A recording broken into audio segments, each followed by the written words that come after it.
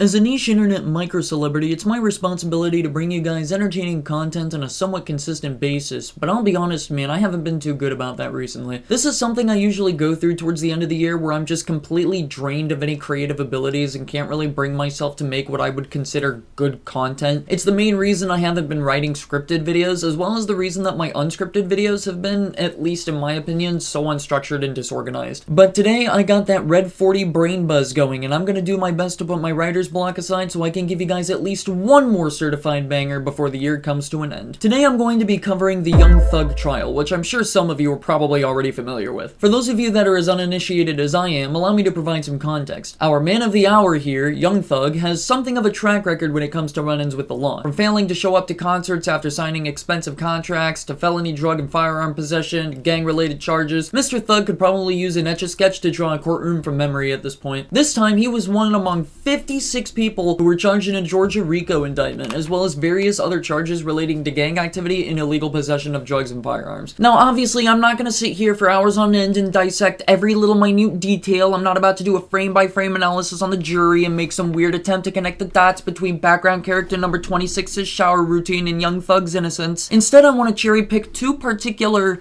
we'll call them moments, that had me sitting there thinking, man, this guy is cooked. There is no way he's getting himself out of this one. And I'm going to share those moments with you today. This first one I'm going to show you is a video that is admittedly a couple weeks old now and comes from the trial itself, and I don't know what other way to describe it than bonkers. There's a point during the trial in which the lawyer representing Rodalius Ryan, another person who was involved in the crime, approaches her podium and begins talking about anime. Which I'm sure I don't need to tell you caught everyone off guard and went viral pretty quickly. Indictment. This reminds me of this anime named Bleach, where it's 16 seasons. Every episode is about 18, 20 episodes. Sorry, every season is 18 to 20 episodes. And they have season 4 and 5. They have these bouts. They're villains of the whole thing.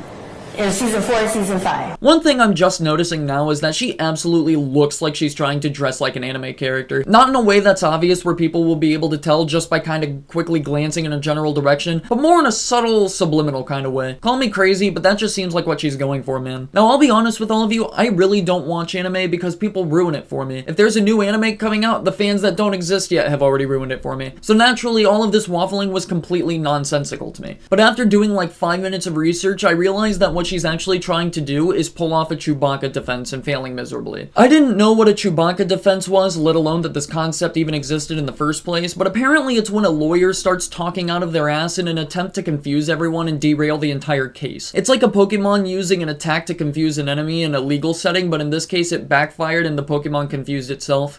The main characters are trying to get them out of Soul Society. You go to season 6, you don't hear about the bounce. You go to season 7, you don't hear about the bounce. Why don't you hear about these important characters? Because they're filler characters. It's a filler season. Me and Rodalius, we're fillers. We're not integral to the story. So I guess the entire point of her bringing up this filler was to compare it to her and her client's presence at the trial, which does not work at all. The whole reason you and your client are here in the first place is because your client was involved in the crime. Filler would be more like hourly intermissions and potty breaks between the trial. The story doesn't end at strange and unexpected cameo appearances though. In fact, the reason I'm even making this video to begin with is because of an Instagram post that I'm convinced was made by Young Thug's lawyer as a desperate attempt to make him look like a saint among sinners. Now, some of you might wiggle your finger at me and say, Derps, you blockhead, what in tarnation makes you think the lawyer of all people would do such a stupid, silly thing? It was probably his lawyer that saw it and made him delete it. And that's a completely rational way to look at it, sure. But I want to give you all a friendly reminder that his lawyer is the same person who pulled truly humble under God out of his ass at a moment's notice, which is exactly why I think it was him. The post in question continues to play into the whole turning street slang into wholesome acronyms thing, which itself is just really weird and out of place, but my focus was drawn to one acronym in particular. Can you guess which one it was? If you guessed Glock, that's a good answer, but not the one I'm looking for. The one that really got my attention was OP. Overly Positive Pal.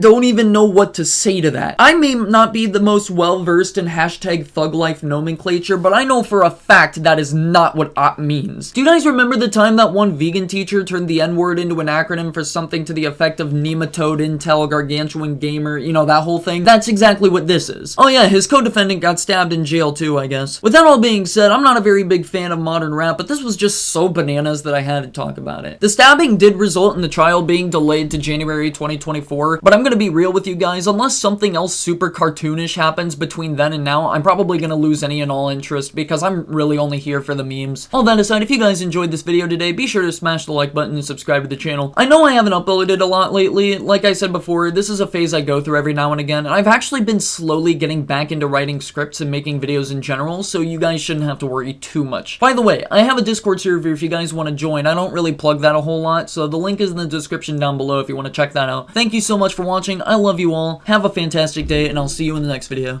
Peace out.